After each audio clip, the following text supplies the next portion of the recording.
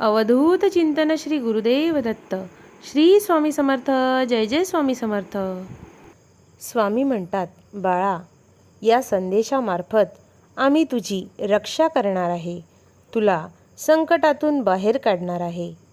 आमची शक्ती तुझ्यापर्यंत येत आहे. बाळा, आम्ही तुला वाईट विचार करणाऱ्या लोकांपासून खूप लांब करणार आहोत.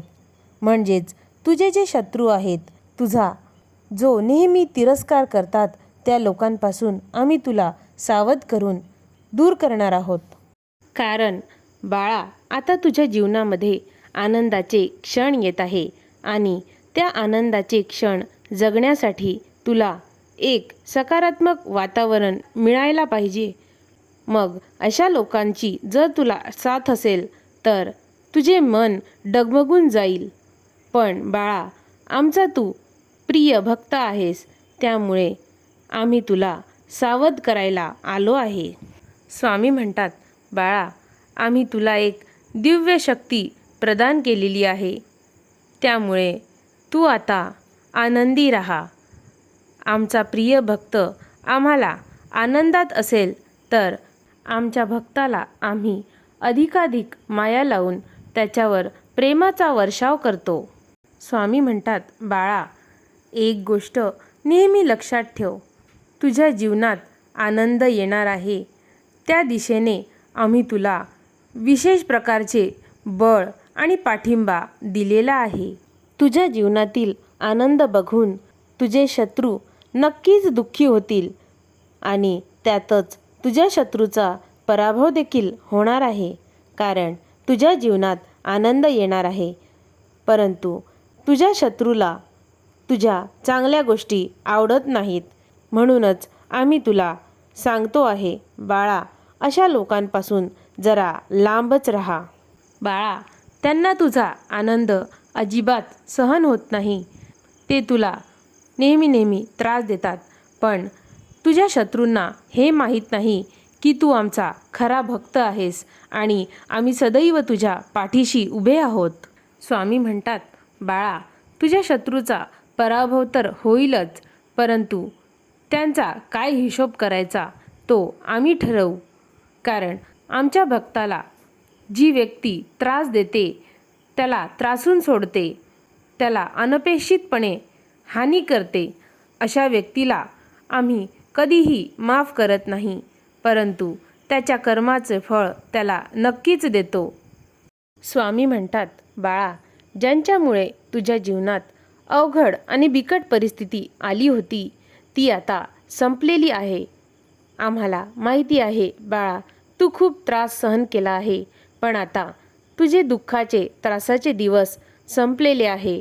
आता तू योग्य दिशेने वाटचाल करतो आहे, म्हणजेच आनंदाच्या, भरभराटीच्या आणि सुखाच्या दिशेने वाटचाल करतो आहेस. स्वामी म्हणतात, बाळा, तुझ्यावर आम्ही आनंदाचा, सुखाचा इतका वर्षाव करणार आहोत की तुला अपेक्षासुद्धा नव्हती असे तुला तुझ्या केलेल्या चांगल्या कर्माचे फळ तुला मिळणार आहे. स्वामी म्हणतात, बाळा, तू खूप दिवसापासून काही काळजी करत होता. आमच्याकडे येऊन आम्हाला ती काळजी सांगत होता, परंतु आता तुझी काळजी मिटणार आहे. तुझ्या जीवनात बदल घडणार आहेत, असे बदल जे तू कधीही विचारसुद्धा केले नव्हते. बाळा, तू तुझी परिस्थिती बदलून टाकशील. तुझे जसे आधीचे दिवस होते, आता तुला नवीन आनंदाचे दिवस मिळणार आहेत. स्वामी म्हणतात, बाळा, तू जे आमचे नामस्मरण करतो आहेस, त्या नामस्मरणामुळे तुझ्या शत्रूलासुद्धा तुझा हेवा वाटतो आहे. इतके तू आमच्या नामस्मरणात दंग राहतो आहेस, परंतु त्या नामस्मरणाचा मोबदला आम्ही तुला सुखाच्या, आनंदाच्या रूपाने प्राप्त करून देणार आहोत. आणि तुझ्याबद्दल नकारात्मक विचार करणाऱ्या लोकांपासून तुला लांब करणार आहोत, जेणेकरून तुला हे सर्व आनंदाचे क्षण अनुभवता येतील. स्वामी म्हणतात, जीवनामध्ये बाळा, तुझी जर परिचयाची सुरुवात चेहऱ्याने होत असली तरी तुझे संपूर्ण आयुष्याची ओळख ही तुझ्यात असलेली वाणी, तुझे असलेले विचार आणि तू केलेले कर्म यांनीच खरी होते. त्यामुळेच तुला समाजात ओळख मिळते आणि आम्हाला खात्री आहे तुझे कर्म नेहमी तू चांगलेच ठेवलेले आहे आणि यापुढे सुद्धा ठेवशील. स्वामी म्हणतात, बाळा, जेव्हा तू एखाद्या व्यक्तीचा सन्मान करतो तेव्हा तू नक्कीच त्याचा आदर करतो आहेस. पण जर तू त्याची स्तुती करतोस आणि त्याचे चांगले गुण किंवा त्याचे केलेले कर्तृत्व आनंदाने जगाकडे सांगतोस तेव्हा तू खरा सन्मान प्राप्त करतोस. जर तुझ्या जीवनात एखाद्या व्यक्तीला तू जसे वागतोस तसेच तुला असं वाटत असेल की त्या व्यक्तीने सुद्धा तसेच वागायला पाहिजे, तर तसं ते अजिबात घडणार नाही.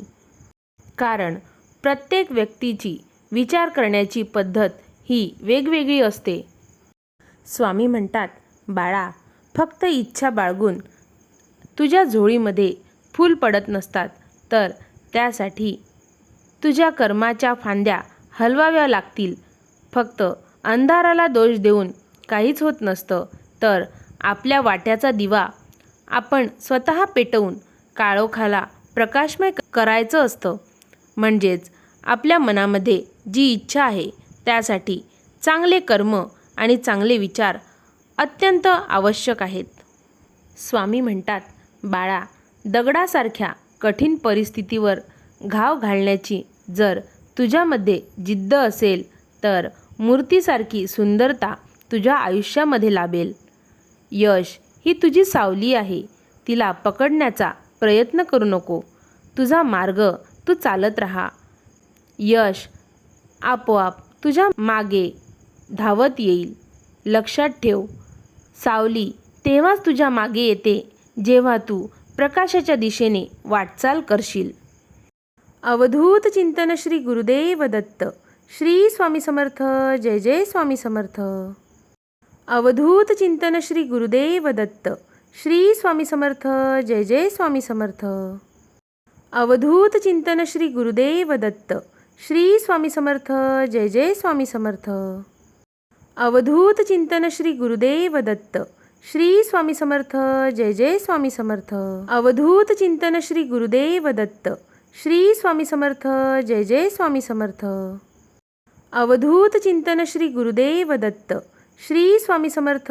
जय जय स्वामी समर्थ. अवधूत चिंतन श्री गुरुदेव दत्त. श्री स्वामी समर्थ. जय जय स्वामी समर्थ. अवधूत चिंतन श्री गुरुदेव दत्त. श्री स्वामी समर्थ. जय जय स्वामी समर्थ.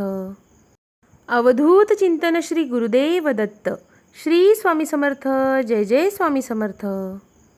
अवधूत चिंतन श्री गुरुदेव दत्त. श्री स्वामी समर्थ. जय जय स्वामी समर्थ.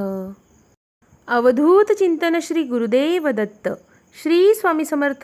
जय जय स्वामी समर्थ. अवधूत चिंतन श्री गुरुदेव दत्त. श्री स्वामी समर्थ. जय जय स्वामी समर्थ. अवधूत चिंतन श्री गुरुदेव दत्त. श्री स्वामी समर्थ. जय जय स्वामी समर्थ. अवधूत चिंतन श्री गुरुदेव दत्त. श्री स्वामी समर्थ. जय जय स्वामी समर्थ. अवधूत चिंतन श्री गुरुदेव दत्त. श्री स्वामी समर्थ. जय जय स्वामी समर्थ. अवधूत चिंतन श्री गुरुदेव दत्त. श्री स्वामी समर्थ. जय जय स्वामी समर्थ. अवधूत चिंतन श्री गुरुदेव दत्त. श्री स्वामी समर्थ. जय जय स्वामी